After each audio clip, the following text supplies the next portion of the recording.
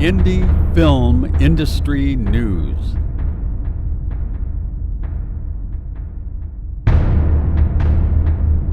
Today's expert, SYDNEY J LEVINE. Helping indie filmmakers learn from experts how to succeed with their movies. Hi, I'm Michael Barnard, and this is Indie Film Industry News. We bring you specialized information that will help you succeed in the business of filmmaking. My guest today is SYDNEY J LEVINE, a prominent indie film consultant with decades of experience as a film acquisition executive. SYDNEY is very active in film markets around the world. She joins us today right here in Hollywood to discuss what you as a filmmaker need to know in order to have your best shot at success with your movie at film festivals and markets. Hi, SYDNEY. Welcome. Thank you, Michael. So what is a film acquisition executive? A film acquisition executive is the person who represents her company and watches all the newest films. Watching those films, maybe at a festival or at a market, to decide, is this the kind of film their company needs? And if it is, then to negotiate with the filmmaker or for the international sales agent who's representing that film, negotiate it with her own company to make sure they also see the value of this film for their company. And now you're an independent film consultant. You started a couple of companies here and there. What did you start in the late 80s? There was an operation that you were working with? Yes, I started a company called Film Finders. I was a film acquisition executive for a U.S. distributor.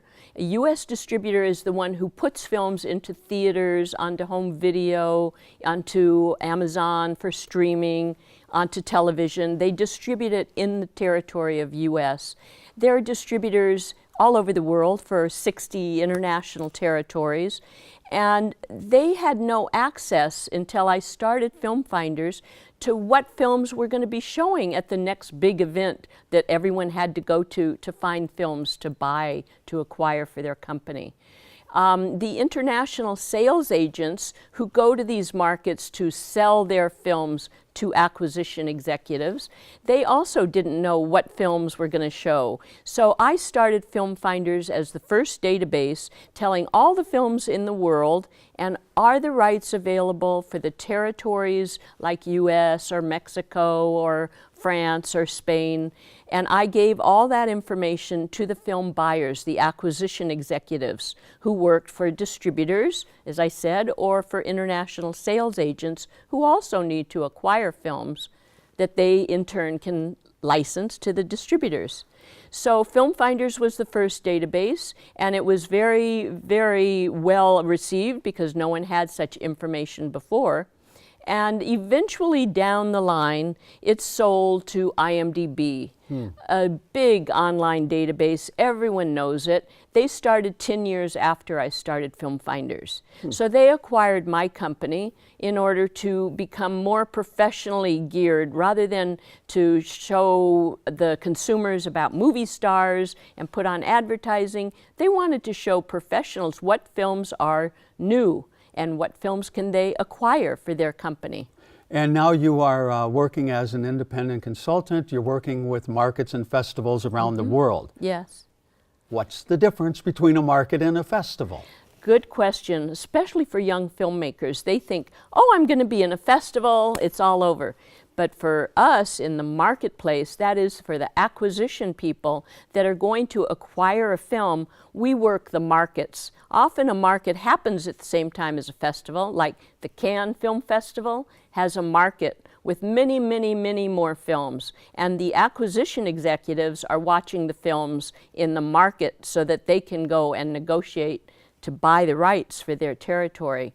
There are big festivals like Cannes, everyone knows it, Toronto, Sundance, and Berlin. Those are the major ones where all the buyers are going and the sellers, the acquisition executives are buying, and that's the big news. What are the, there's a cycle throughout the year I think we can take a look at that, where you have listed all the various festivals and markets that a filmmaker should be aware of. Yes, that's an important, it's called the film circuit, and it happens all year round. All the buyers and sellers go around the world all through the year.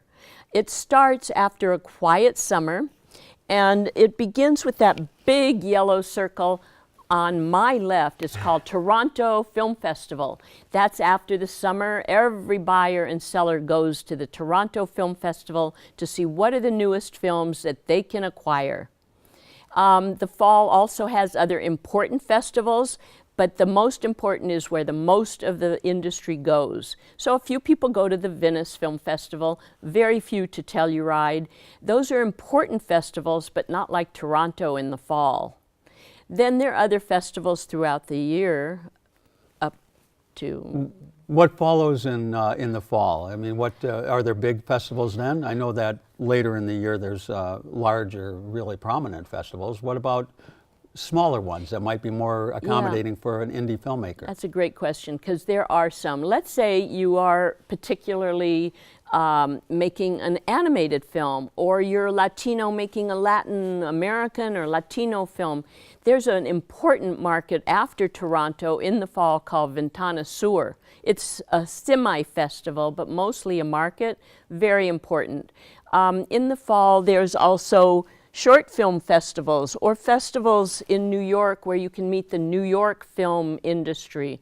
The festivals usually are places where the industry lives, like New York, LA, France, Cannes, everyone goes, Berlin, everyone in Germany goes.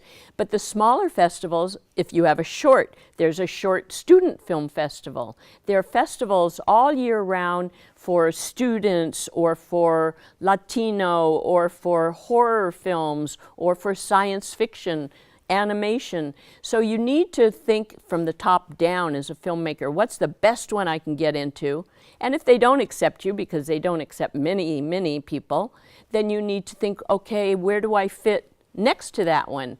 And you need to gauge it by when your film is finished, not when the circuit begins. So you're on a different time clock. What about you're describing maybe 10% of all the available festivals and markets that one could go to. You're defining a group that is probably the most important for a filmmaker who wants to have a film become a success? Right. The most important is where the most film professionals are going to see your film. Those are the ones I named, and they have markets. And then there are other festivals with sort of little markets, because certain buyers want to buy certain kinds of films, so they know to go to the smaller festivals. There are more than 2 festivals a day all year round. You do not want to overdo the festivals, because what you really want as a filmmaker is to make money from your film and to be seen by a public that's going to pay for your film. And festivals don't pay. In fact, they cost money. What pays is when you get picked up by a distributor or an international sales agent who starts exchanging money to show your film. So you want to choose the festivals very carefully, because if you show in a little one, then the big one that wants a world premiere is not going to watch your film. You need to start with the ones where the industry goes. That's Cannes or Sundance. Here in LA, there's AFI Film Festival, LA Film Festival. You want to start at the one where most of the professionals go, but if you don't get in, you need to know which ones you fit in, where someone's going to buy your film. You mentioned Sundance, which probably every filmmaker thinks Sundance is the epitome of anything they can do, and it is very big and successful, being way out in Park City, Utah, of all places. What about those filmmakers who don't get into Sundance? What are some of the alternatives they should also be doing? Right. Well, Sundance is big and very important for American filmmakers, because not only do the buyers and sellers go, the acquisition execs, but the talent agents are looking for talent. And you're mixing with the most, it's like a Hollywood event. It doesn't matter, it's in Utah, it's Hollywood. So, but only 150 filmmakers get accepted, and they get 6,000 applications. So even their films don't all get picked up for acquisitions. So they are helping filmmakers learn the online community. How do you show your film and market it online so people can still pay and see your film? But you don't get into Sundance, it's not the end of the world. You're talking about what is relatively new in the realm of movie making, which is online distribution, SVOD. There's a whole bunch of acronyms.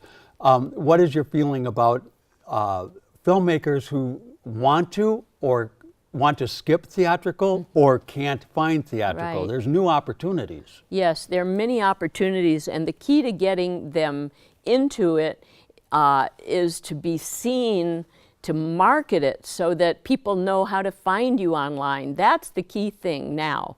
And not everything goes theatrically, especially because there are not enough theaters for all the films that are being made.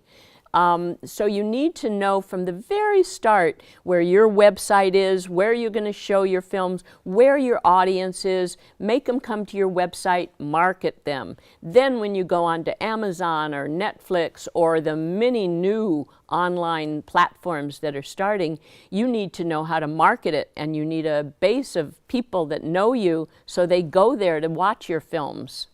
In Sundance, which, as I mentioned, is like far away in a beautiful area in Utah, but there's also here in Los Angeles, there's also the AFM. What's the difference between AFM and Sundance? AFM is only a market. There's nothing festive about AFM. People are going into hotel suites, looking at films in the cinemas, and buying, acquisition executives, and making deals to buy the films for their territories. It's not fun, it's work. Yeah, they have parties where you can network, very important, at night, but it's no festivity, it's not a festival. At the same time, AFI Film Fest is happening, and executives will sometimes go there to watch a film, but mostly the films in that festival in Hollywood are being sold in the AFM, which is in Santa Monica. That's an hour across town.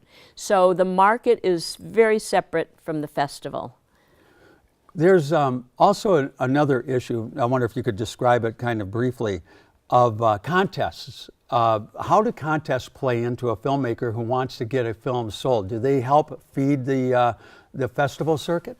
Contests are very important. Every competition is important. There are pre-market workshops.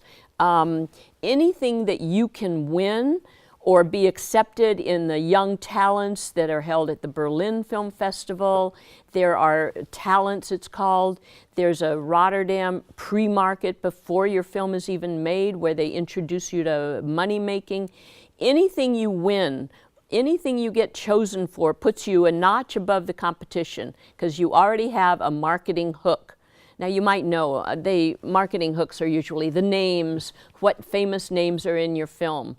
But as a young filmmaker, you're not going to get the famous names unless you're very close to them. But you need hooks. Hook is winning a contest. Hook is a screenwriting contest, doesn't even matter what kind. If you have winner, there it is, you're a winner. Those laurels, they count, whether it's contest, whether it's a film festival. Everything helps sell the film. Yes. What would you recommend a young filmmaker who has somehow cobbled together a feature film, and it's really good, they're all really good, to do, let's say, starting with the Toronto Film Festival as the beginning of that whole circuit? What would you recommend as a process? Well, first, the filmmaker doesn't have to start with the beginning of the festival. Let's say the film is not ready in the fall, in September, for Toronto. Don't rush. Maybe it's not ready for Sundance. Don't rush. But look at the next festival where most of the people go. Berlin is in February. Depending on when your film is done, look at what is the big festival and apply to it. Even if you're making a short, apply, because they show shorts as well. If you don't get into that top one, there's no shame in that. Look at the genre of film you're making and look at the top festival in that genre. And don't go too long in time. So when you're finished, if it's April or June or February, then look at the festivals on the circuit at that time that fit that definition of being the biggest, that is, with the most professionals going. One thing filmmakers always ask, is there a market for short films? There's more and more of a market for short films. The smaller the item, the telephone, the shorter the film. And there are short films for students. A very good one is held in Spain at the, now I'm losing the name, San Sebastian Film Festival. Late fall has a student film festival for short films, and you network with the big important people. So getting your film as a student into a student short film festival, again, there's a top one, San Sebastian, and there are other ones. Very important to get to know them. Great, thank you very much. We learned a lot this episode about getting on the international film circuit to boost the chances for greater success for the movies we make. My guest has been SYDNEY Levine, and you can reach SYDNEY at Sydney'sBuzz.com. I hope you'll join us soon for another episode of Indie Film Industry News. We'll be coming back with more information for you to help you be successful as a selling filmmaker.